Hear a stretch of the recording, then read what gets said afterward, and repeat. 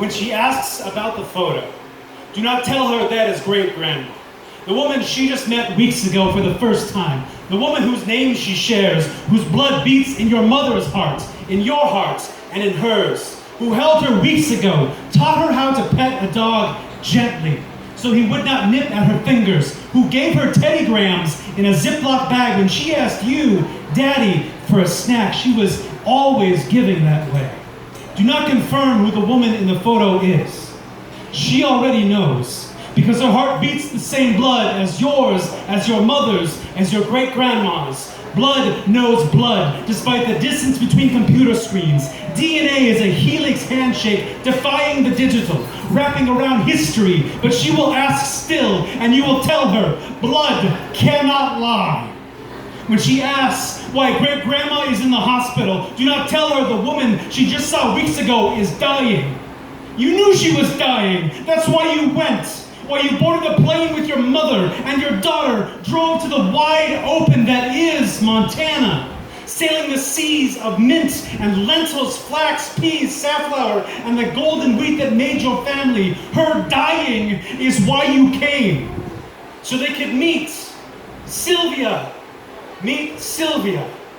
4 generations, 95 years apart, say hello and goodbye in the same breath. What are you beginning? What are you nearing the end? She doesn't ask why we are here, why Montana is, why Arizona is away, why your wife stayed there and did not come. Your wife, she cares too much. She would want to help, but there is no rescue here, no salvation. You want this to burn, to hurt, to cut deep, to scar over. You want to bleed into the soil, this farm, this homestead, these red fields, leave part of you in the dirt, where you never lived, but to where you are bound. And when they ask, this is where you are really from. We are here to say goodbye. It's why great-grandma asked us to come. But your daughter does not know this. Your daughter only knows the green, the open fields with no fences, dogs playing fetch, the gophers evading, deer that only see cars on these roads rarely, pronghorn leaping over fences, flowers whose names you do not know, but you would if you had grown up here. Your daughter would run for days across the ranches and farms if you were not here to chase her. These farm fields have fed your family, and they share the same blood and womb. So you pretend you're not here for the reason you are here, wasting breath fighting fate. Instead, listen to the stories. Ask about the photographs. Accept the books she wants you to take home. Take photographs of them together. So years from now, when she asks about her name, why she likes puddles, how she learned to pet a dog gently so he would not nip at your fingers, you can point back and remind her of her legacy.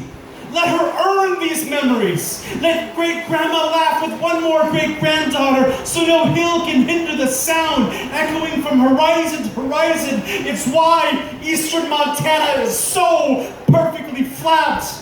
And just over the border, death glows red in the sunset waiting. But in Montana, even death must take his time.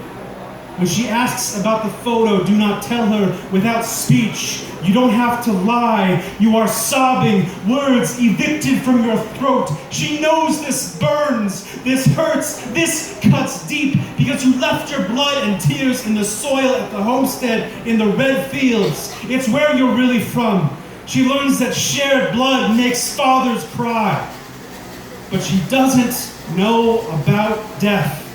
He is just a red sunset. Instead, she knows the green, the wheat fields, the dogs, the deers, the red barn, dancing at her cousin's wedding, the old woman always laughing. She is where your daughter is really from. When she asks about the photo, don't tell her that is family. Dozens bound by wombs and rings. Don't tell her great-grandma is there too beneath them, in the soil next to Papa, where you are all really from. Don't waste breath fighting fate. Her heart beats the same blood. But now she knows where she's really from.